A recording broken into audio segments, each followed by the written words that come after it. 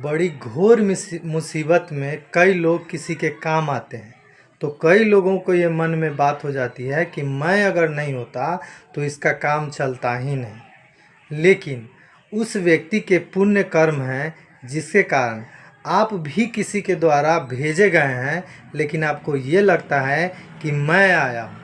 अगर आप एक कहानी प्रसंग को सुनेंगे तो आपको इस बात का एहसास हो जाएगा।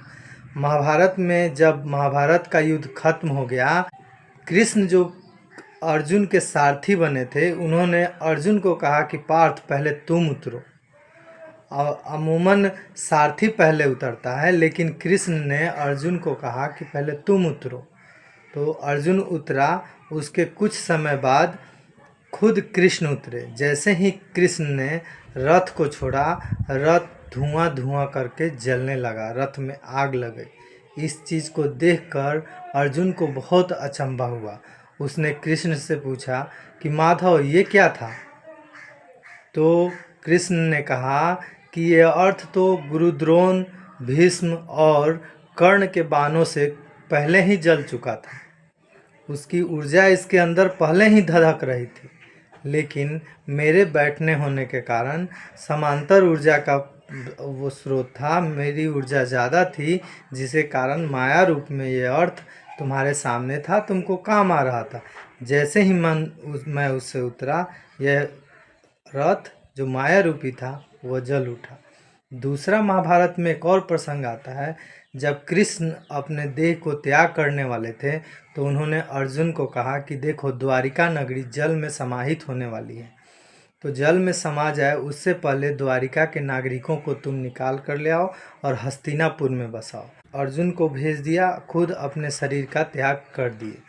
अर्जुन जो उस समय का गांडीवधारी महान योद्धा था, उसको कोई विश्व में हराने वाले बहुत शायद ही कोई व्यक्ति थे, वो जब द्वारिका के लोगों को लेकर आ रहा था और रास्ते में एक जगह पड़ाव के वजह से रुका विश्राम करने के लिए, उसी में जंगल के जो लुटेरे थे कोलविल, वो लोग आकर अर्जुन को लूटने लगे। अर्जुन के साथ जितने लोग थे उनकी सामग्री सारी लूटने लगे। अर्जुन ने अपने गांडीव पर वानों का संधान किया और युद्ध लड़ना चाहा, लेकिन उसके वानों में वे शक्ति नहीं थी जो पहले उसने युद्ध में देखी थी, युद्ध में आजमाइश की थी।